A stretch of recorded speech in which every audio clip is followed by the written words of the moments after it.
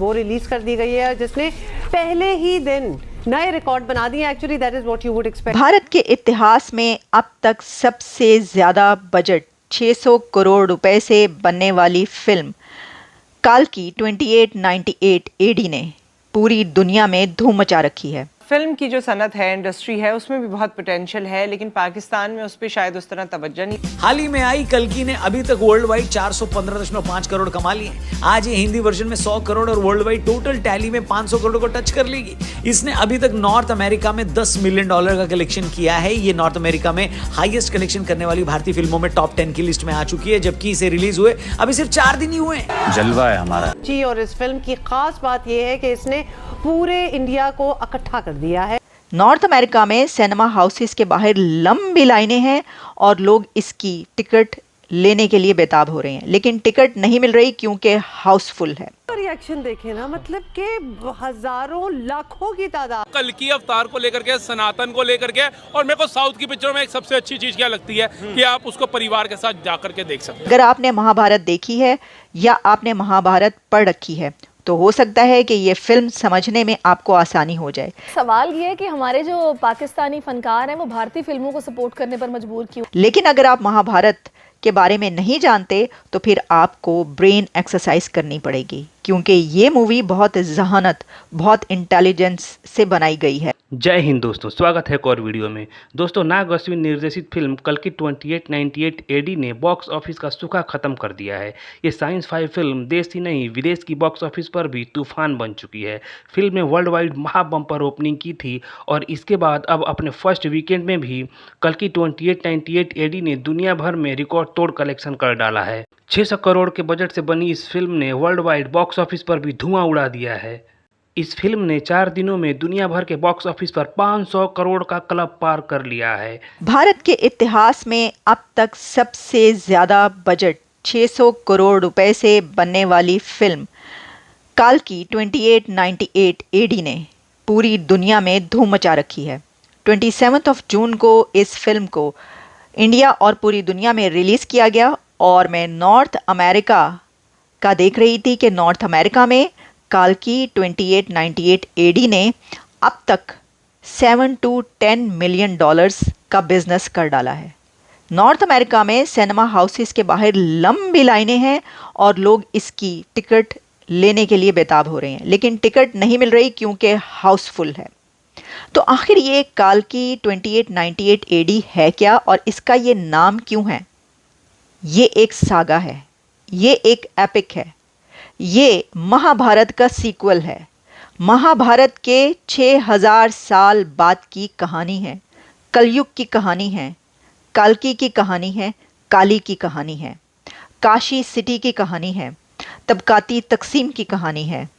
अगर आपने science fiction movies देख रखी हैं, कुछ दुनिया की बेहतरीन मूवीज़ जिनको कहा जाता है ट्रॉय और इसके अलावा Lord of the rings, Avatar, तो ये फिल्म उन फिल्मों के टक्कर की मूवी है।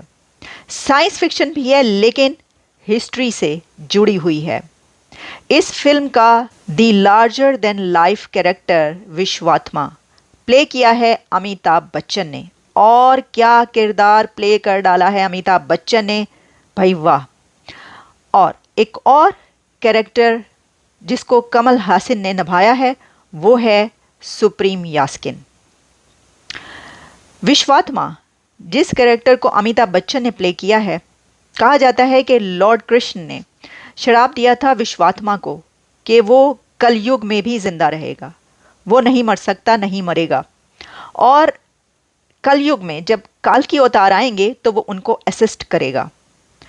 तो ये कलयुग की कहानी है जो कि इस वक्त चल रहा है, लेकिन कलयुग 1 लाख साल, लेकिन ये कलयुग के 4th फेज, चौथे फेज की कहानी कही जा रही है। अगर आपने महाभारत देखी है या आपने महाभारत पढ़ रखी है तो हो सकता है कि ये फिल्म समझने में आपको आसानी हो जाए, लेकिन अगर आप महाभारत के बारे में नहीं जानते तो फिर आपको ब्रेन एक्सरसाइज करनी पड़ेगी, क्योंकि ये मूवी बहुत जहानत, बहुत इंटेलिजेंस से बनाई गई है।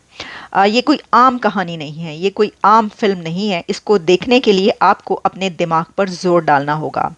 क्रिटिक्स का ये कहना है कि जो इसका पहला हाफ है या पहले 30-40 मिनट्स हैं, उसमें आपको, क्योंकि ये फिल्म की बुनत अभी जारी है तो आपको समझने में मुश्किल होगी, लेकिन उसके बाद ये फिल्म इतनी तेज़ रफ्तारी के साथ चलेगी कि आप अपनी सीट से उठ नहीं पाएंगे। और ख़ास तौर पर कहा जा रहा है कि फिल्म के लास्ट 30 to 40 मिनट्स तो आपको हिला कर रख देंगे और अपनी सीट से उठने नहीं देंगे। लगता है कि ये फिल्म काल्की 2898 AD ऐसा बिजनेस करेगी जो अब तक इंडिया की तमाम फिल्मों के रिकॉर्ड तोड़ देगी। इसके डायरेक्टर बहुत छोटी उम्र के हैं, कम उम्र है, लेकिन फिल्म उन्होंने बहुत बड़ी बना डाली है। मैं कहना चाहूँगी कि नाग अश्विन, वेल डन, ज़बरदस्त। बहुत आपने ऐसा काम कर डाला है जो करना बहुत मुश्किल होता है। उसके लिए बड़ी बहादुरी चाहिए होती है, क्योंकि उसमें ये डर रहता है कि आप जब साइंस फिक्शन मूवी बनाएंगे जिसकी असल में कहानी हिस्ट्री से जुड़ी हुई है और उसमें एक आइडियोलॉजी भी है, उसके अंदर आपने 6000 साल बाद की दुनिया, फ्यूचर भी दिखाना है, तो आप उसको कैसे कर पाएंगे? आपने उसमें ये तलवार की धार पर चलने का काम था जो उन्होंने कर डाला, कि उसमें आप पास्ट भी दिखा रहे हैं, उसमें आप प्रेजेंट भी दिखा रहे हैं, उसमें आप फ्यूचर भी दिखा रहे हैं। इस फिल्म का विश्वात्मा का रोल, कहा जाता है कि विश्वात्मा की मुलाकात एक बार पृथ्वीराज चौहान से भी हुई थी। पृथ्वीराज चौहान ने एक बंदा देखा जो कि ज़ख्मी हालत में, कपड़े फटे हुए, और उसके सर पर एक, फोरहेड पर एक सुराख भी था। उसको देखा और फिर उसको उठाकर लाए और उसका इलाज किया गया, लेकिन उसके ज़ख्म नहीं भर रहे थे।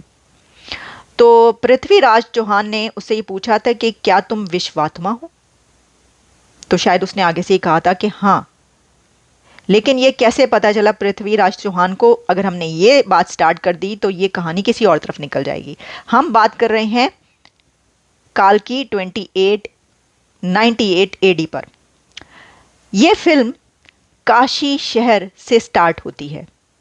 दुनिया ख़त्म हो चुकी है, यानी ये धरती, ये ज़मीन, ये प्लैनेट ख़त्म हो चुका है और सिर्फ एक आखिरी शहर, लास्ट सिटी बचा है, और वो है काशी।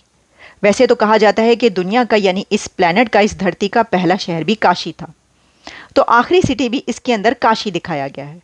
दोस्तों, जब से साउथ की मूवी चलना शुरू हुई है, बॉलीवुड लगभग बैठ सा गया है। पहले बॉलीवुड वाले क्या करते थे कि साउथ की मूवी का रीमेक करके हमें दिखाते थे और हम लोग देखते भी थे, क्योंकि हम लोग उस टाइम साउथ की मूवी नहीं देखते थे, क्योंकि साउथ वाले उस टाइम जो है हिंदी में डब करके मूवी नहीं बनाते थे। अब क्या हो गया है कि वो लोग हिंदी में भी डब करके मूवी बना रहे हैं, इसलिए बॉलीवुड वालों का धंधा तो बिल्कुल बैठ गया है। इन लोगों के पास तो मुझे लगता है दिमाग है नहीं उतना, नई नई चीज़ें ये लोग सोच नहीं पाते हैं, नई चीज़ें ये लोग कर नहीं पाते हैं। इन लोगों का आदत है शुरू से, कभी इंग्लिश मूवी का कॉपी करके बनाएंगे तो साउथ मूवी का कॉपी करके बनाएंगे। अब हुआ यह है कि सब लोग हिंदी में भी रिलीज़ करते रहे हैं, इसलिए इनका लगभग धंधा बैठ सा गया है। चलिए, आप क्या सोचते हैं कमेंट्स करके बताइएगा। मिलते हैं अगले वीडियो में।